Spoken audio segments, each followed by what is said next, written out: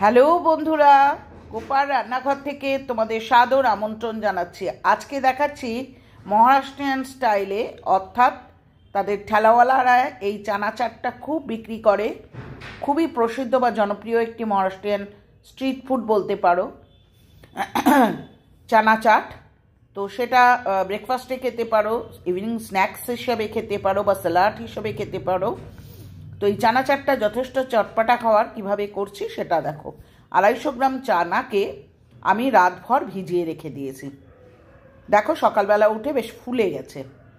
এবার কি করব, প্রেশার কুকারের মধ্যে জল দিয়ে, খুব জল দিও না, সামান্য জল দিয়ে এই চানাগুলোকে দাও, ভালো করে ধুয়ে নিও, দিয়ে জল দিয়ে চানাগুলোকে দিয়ে 1 চামচের মতো নুন, অনেকেই এই নুনটা দেন না কিন্তু আমি দিই, তার কারণ হচ্ছে চানাগুলোর মধ্যে নুন পেনিট্রেট করলে সেটাই খেতে ভালো লাগে।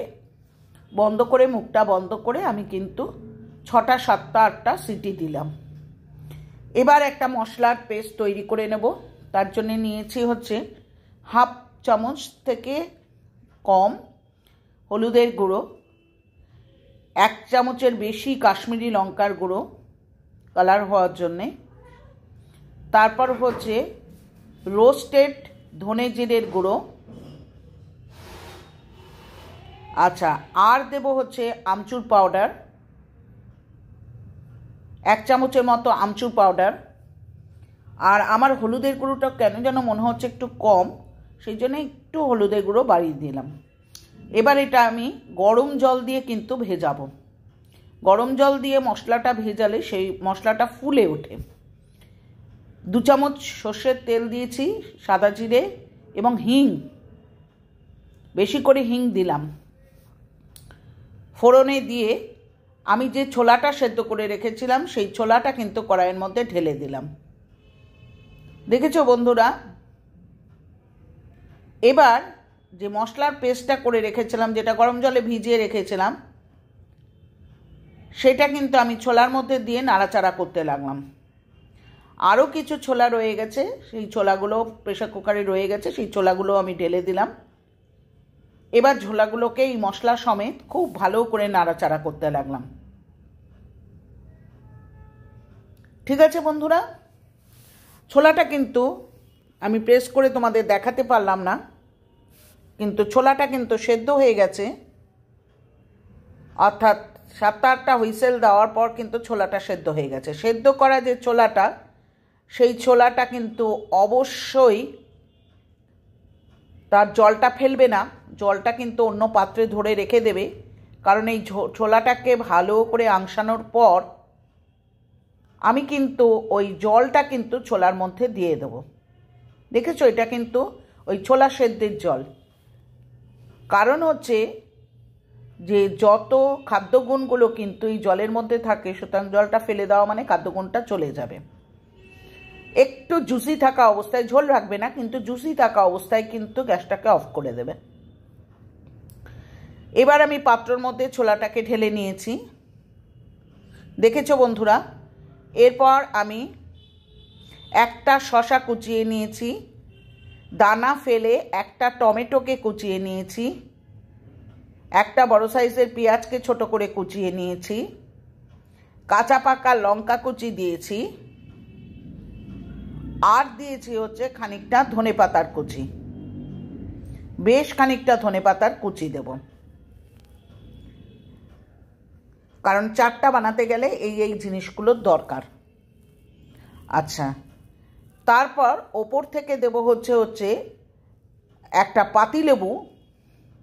এই পাতিলেবুটাকে গোটাটাই কিন্তু আমি, পাতিলেবুর যে রসটা রয়েছে গোটাটাই কিন্তু আমি এই চাটের মধ্যে কিন্তু চিপে দেবো, কারণ যত টক টক হবে, একমাত্র আমচুর পাউডারে তো টকটা ভালো মতো হয় না, সুতরাং আমি একটা পাতিলেবুর 4টে টুকরোই কিন্তু আমি এইভাবে চিপে পাতিলেবুর রসটা কিন্তু আমি এই চানা চাটের মধ্যে দিয়ে দিচ্ছি। দেখেছো বন্ধুরা?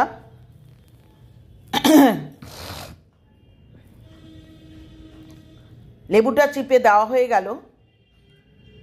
এরপর আমি যেটা দেব সেটা হচ্ছে কালা নমক, আমি এই কালা নমকটা কিন্তু এর মধ্যে দিয়ে দিচ্ছি, ঠিক আছে। এরপর দেখব হচ্ছে চাট মশলা। এই চাট মশলাটাও কিন্তু বেশ বেশি পরিমাণে কিন্তু আমি এই চাটের মধ্যে কিন্তু দিয়ে দেবো। ঠিক আছে বন্ধুরা, মোটামুটি আমার সব দেওয়াই হয়ে গেল। ভাজা মশলার গুঁড়ো তো আমি আগেই দিয়েছি, ধনে জিরের গুঁড়ো। এরপর আমি কিছু আলু সেদ্ধ করে রেখেছি, সেই আলু সেদ্ধগুলোকে কিন্তু ছোট ছোট টুকরো করে কেটে নিয়েছি। যদি হেলদিভাবে বানাতে চাও তাহলে আলু সেদ্ধটা বাতিল করলেও পারো, কোনো অসুবিধা নেই। তবে টেস্টি করার জন্য আলু সেদ্ধগুলোকেও দিয়ে দিতে হবে এবং দিয়ে কিন্তু খুব ভালো করে নাড়াচাড়া করতে হবে। খুব ভালো করে মিক্স করলে দেখো আমার চানা চাটটা কিন্তু তৈরি হয়ে গেল। এবার পরিবেশন করলাম একটা পাত্রে করে।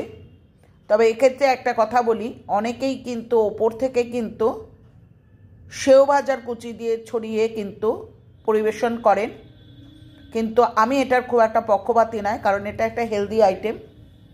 সুতরাং এখানে সেও ভাজা দিলে চটপটা খেতে হয়, ঠিক কথা, কিন্তু যত এই ধরনের জিনিসগুলো ইউজ করা হয় ততই স্বাস্থ্যের পক্ষে হানিকারক। তো আজকে এইভাবেই আমি আমার চানা চাটের রেসিপিটা শেষ করলাম। পরের দিন ফিরবো আবার নতুন কোনো আইটেম নিয়ে। পুরনো বন্ধুরা তোমাদের সুন্দর সুন্দর কমেন্টে আবার ভরিয়ে তুলো, আমি রিয়েলি গ্রেটফুল তোমাদের কাছে।